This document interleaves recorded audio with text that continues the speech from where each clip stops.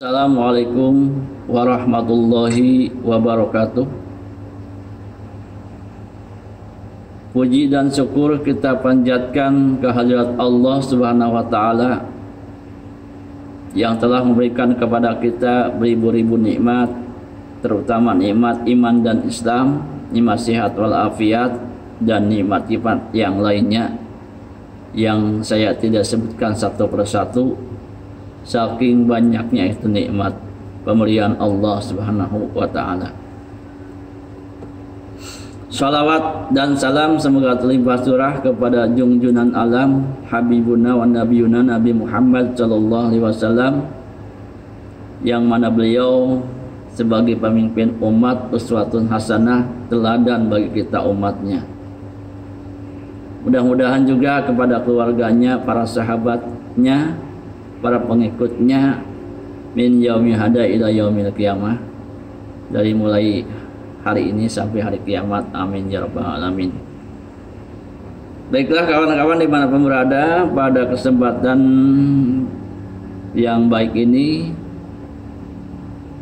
tentunya saya mohon izin untuk menyampaikan beberapa mau'idatul hasanah, wabil khusus untuk tanbihun lin nafsi, untuk diri saya sendiri, wabil khusus wa umuman lakum, bagi kita semua.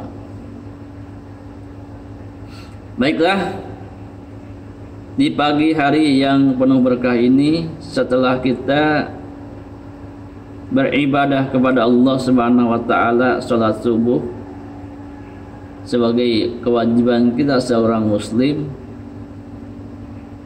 selanjutnya mari kita sama-sama sedikit meluangkan waktu untuk urusan agama, urusan akhirat, dan juga urusan dunia. Sebab agama, akhirat kita di dunia ini tentunya melalui fase-fase atau ada keterkaitan antara dunia dan agama. Yang dimaksud di sini, kita sering mengatakan wabihi nasta'inu ala umuri dunya wa din. Kita memohon kepada Allah baik urusan dunia maupun urusan agama. Memohon apa? Pertolongan, kesuksesan, nah itu keberkahan dan lain-lainnya, baik urusan dunia maupun urusan akhirat. Seyogianya di sini saya akan membahas tentang urusan dunia akhirat. Di dunia ini kita hidup dalam jasmani, kita harus sehat, harus kuat, harus semangat. Di dunia ini kita harus sehat, kuat, semangat. Jadi SKS, sehat, kuat, semangat. Untuk sehat ini tentunya kita perlu pengorbanan atau perlu perjuangan, karena hidup di dunia ini kita melihat sendiri faktanya banyak juga orang-orang yang sedang sakit, ya, sedang sakit. Alhasil kita harus berikhtiar supaya kita ini tetap sehat. Dengan apa? Pola hidup, pola makan, pola pikir, dan seterusnya dan seterusnya. Jadi ada keterkaitannya kesehatan dengan itu, ya. Pola makan, macam mana makanan yang kita makan, mungkin juga porsinya, pola makan. Pola hidup. Pola hidup. Hidup ini kita harus punya pola tersendiri. Apakah kebiasaan kita ini termasuk kebiasaan yang sehat atau sebaliknya yang mudarat, kebiasaan yang menjadikan sakit. Jadi hindari sesuatu yang bisa kita menjadikan sakit, ya. Saya tak bahas karena ini semuanya udah pada tahu apa saja yang kira-kira bisa kita sakit, ya. Yang kita bisa sehat tentunya kita pertama sekali dalam masalah dunia ini, ya, makan makanan yang bebas dari kimia, ya, kalau bisa, dari sesuatu yang bisa merusak ginjal kita, merusak perut kita, pencernaan kita, merusak darah kita, nah, paru-paru kita, dan lain sebagainya, dan lain sebagainya. Ini beberapa penyakit tuh dikarenakan dari makan, ya. Kemudian larinya ke ginjal jika makanan itu dianggap tidak bagus, ya, sehingga ginjal terus menerus menyaring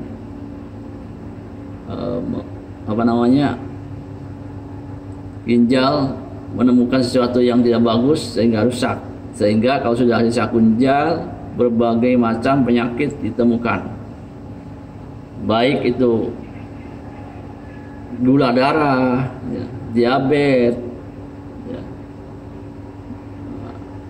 asam urat mungkin, ya, nah, dan lain sebagainya. Jadi kita perlu menjaga makan, pola hidup, kebiasaan, ya, dan pola pikir pun kita harus juga perhatikan agar kita tidak stres, agar kita tidak depresi. Maka kita perlu menjadikan pola pikir. Usahakan pola pikir kita yang pertama senantiasa optimis. Apa? Optimis. Apa itu optimis? Selalu berkeyakinan, ya, akan baik. Optimis itu berkeyakinan baik. Baik itu husnudon, kalau doa yakin diijabah, kalau sesuatu pekerjaan berhasil, optimis. Jadi kita harus optimis,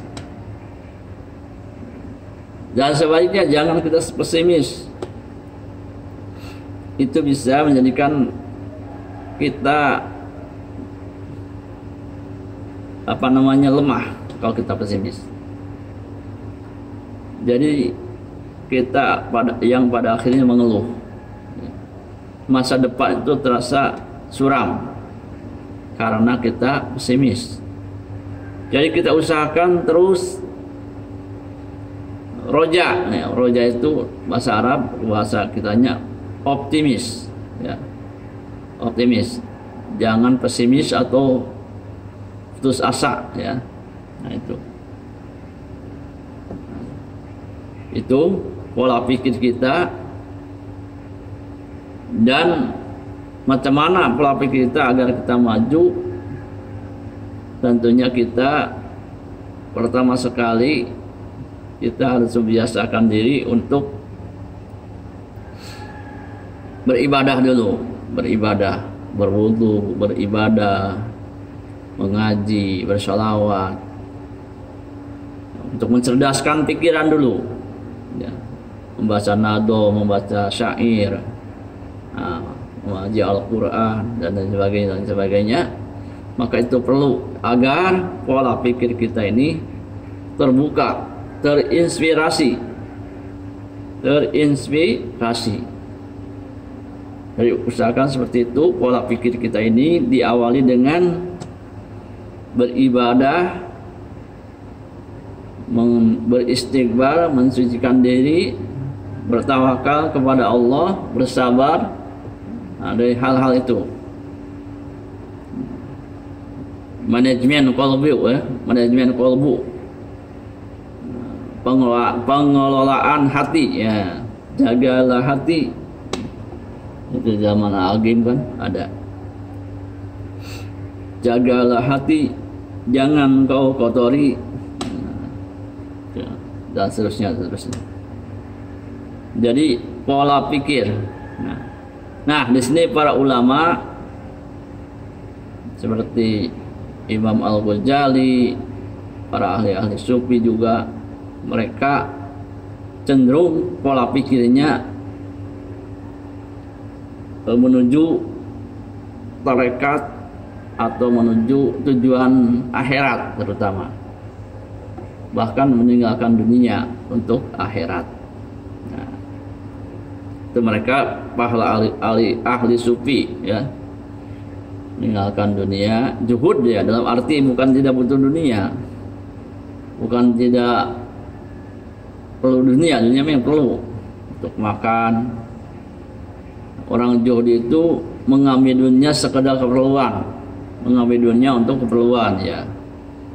Perlu makan, ambil. Perlu baju pakaian, ambil. Untuk kendaraan, ya, bila perlu ambil. Keluarga, sekolah, biaya, karena perlu, ya, kita usahakan. Nah, itu dunia ini bagi orang yang zuhud bukan tidak mau, tapi seperlunya, yang secukupnya lah, tidak sampai lebih-lebih. Nah, jadi untuk ada porsi masing-masing, untuk makan, untuk pakaian, untuk keluarga, anak, istri. Nah, itu bagi mereka yang zuhud nggak terlalu mewah, yang penting bisa. Nah, yang penting ada. Nah, jadi pola hidup sederhana itu pun menjadikan kita tenang hati karena kita tidak banyak penyesalan. Yang membuat kita depresi karena kita banyak penyesalan, banyak kegagalan, banyak kekecewaan ketika kita berurusan dengan masalah dunia. Baik dalam perdagangan mungkin merasa rugi, baik dalam pembelian barang rasa kecewa karena tidak sesuai atau cepat rusak, atau masalah-masalah lain, ya, yang namanya musibah, kehilangan, kerusakan, dan seterusnya itu urusan dunia, yang mana bisa menjadikan kalau tidak beriman kepada qada dan qadar, maka kita akan semacam stres atau depresi. Itu harus kita atasi. Maka dengan demikian, kaum muslimin, mari kita sama-sama memanage diri kita ini, hati kita ini, untuk menuju kepada Allah, ya, untuk menuju kepada Allah, atau yang kita namakan istilah sufinya tarekat, ya, tarekat jalan, cara menempuh untuk hanya kepada Allah, ya, untuk menuju kepada Allah. Di samping kita bukan mengesampingkan dunia, bukan. Jadi urusan amal soleh itu urusan kita hidup dunia kepada sesama manusia, berbentuk apa, bermateri, mori dan lain sebagainya, terserah. Berbentuk mengajarkan ilmu, berbentuk sedekah jariyah. Nah, itu semuanya menuju tarekat, ya, mencari kayu bakar untuk kehidupan keluarga, atau untuk juga hasilnya untuk ibadah, menolong orang lain dan sebagainya. Itu cara tarekat masing-masing. Yang jelas jalan menuju kepada Allah banyak macamnya, ya. Maka insya Allah pada kesempatan yang akan datang, saya ingin mencoba kembali membuka tentang kajian kitab kifayatul atqiya ya, atau hidayatul atqiya ya, untuk kita mengingatkan masalah ketenangan hati. Sebab dengan rasa qanaah, merasa cukup, kita akan terasa syukur ya. Dengan qanaah kita akan syukur, dengan syukur kita akan tenang. Yang dibahas dengan ilmu tasawuf itu ilmu sufi, ilmu tarekat ya, tarekat para aulia katanya. Jadi insya Allah apalagi di bulan suci Ramadan saya akan lebih banyak memfokuskan tentang kajian-kajian kehidupan, kajian-kajian hati. Mudah-mudahan dengan kajian tersebut hati kita menjadi tenang, dan tentunya urusan dunia kita, urusan akhirat kita dipermudah oleh Allah, diberikan terbaik bagi kita semua. Kita berdoa, Rabbana atina fid dunya hasanah wa fil akhirati hasanah wa qina adzabannar. Ya Allah, berikanlah kepadaku kebaikan di dunia dan berilah kepada kami ya, kebaikan di akhirat, dan jagalah kami semua dari api neraka, dari siksa neraka. Amin ya rabbal alamin. Baiklah, itu saja kawan-kawan semuanya, Maulidatul Hasanah yang singkat ini ya, atau tentunya dalam hal ini yang datangnya, yang benar datangnya dari Allah, yang salah tentunya dari kebodohan dan dari hawa nafsu saya sendiri. Assalamualaikum warahmatullahi wabarakatuh.